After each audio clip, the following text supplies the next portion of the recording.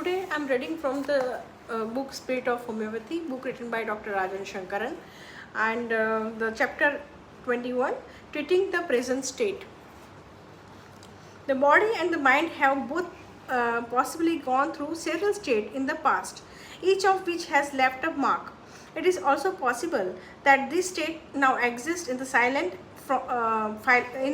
form alongside the dominating state. For example, the presence of the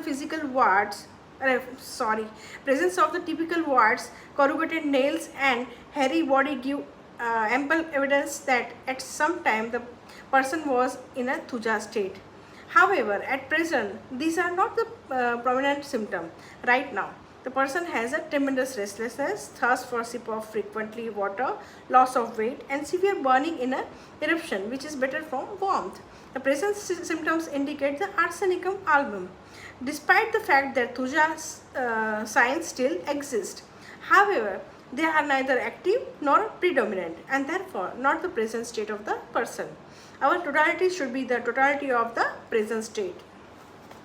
It is reasonable to assume that the similar things take place in the mind too. Here again we may see remnant of the past state. In the former thuja person, the fixity of the idea, the sense of brittleness, etc. may still be found, although in a less prominent form. If we ask the leading questions in this direction, we may elicit positive answer, not so strongly, but they will nevertheless be positive. Combined with the physical remnant like warts and fig warts, may be tempted to consider this as a thuja case. If we do not see that the symptom we have taken into account are not the one that predominant at state, what dominant is the tremendous anxiety with restlessness, mistrust, the fear of being robbed, and the fear of death. Symptoms which are much more in tune with the predominant and present physical state. Together they make the totality of the present state to which we have to direct our treatment. Does this mean we have to keep changing the remedy every time or every minute since mood keep changing? No, a remedy is not selected on the mood. The mood is often depend on the situation.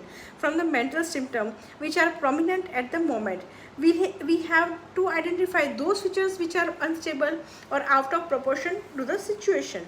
The totality of these features will indicate the basic delusion, or the other words, the false perception of the present.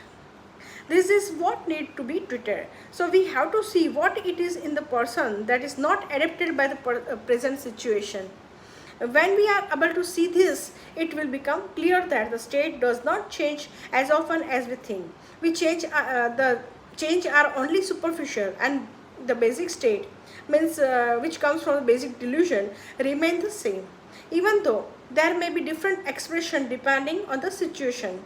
For example, a patient who was formerly in a calculated carbonical state with its desire for security, its many fear, timid nature, stubbornness, etc., and physically with feature like obesity, desire for sweets and eggs, sweating on the scalp, etc.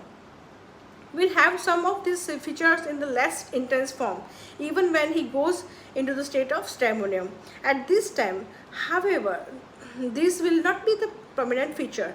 Now we will see violence, terror, and concern feeling, the desire to escape, etc. The patient will come and shrink. Doctor, this cold is killing me. Do something about it immediately. He may still answer in the positive for obesity, timidity, or desire for the sweets, but these are not the prominent or the predominant features now.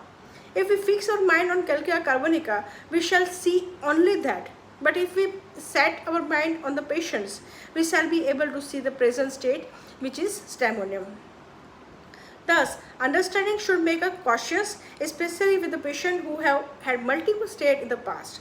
They are likely to answer positively to leading questions about any of this state. So we must be careful to observe what is predominant now, without classifying the patients into some idea of the remedy. The questions arise: what would happen if, instead of treating the present state, we give a remedy that suits the previous state, which may still be there in a silent form? There are some who may feel that in not so serious circumstance, this would also be benefit the patient, and that state that you treat, even if it is a silent, would respond and get less intense. Though still open to this idea, I feel that it is not too logical. For example, if a person is in a sternum state of the terror and has a silent calcula carbonica state in the background, what would happen if we give him the later remedy, means calcula carb? It would be likely asking a person who is terrified, why are you timid? Why do you not feel secure? Instead of asking him, why are you terrified? Why are you so immortal, afraid? To the former questions, there would be some hint of the response as if it is strike a chord somewhere in the distance. But this effect is not going to be so beneficial to the patient. Even in terms of diminishing the silent state, it is as if this is not the right questions for the moment, and so it is likely to be dismissed without producing any appreciable effect anywhere. I feel, therefore, that we have to concentrate only on the present state.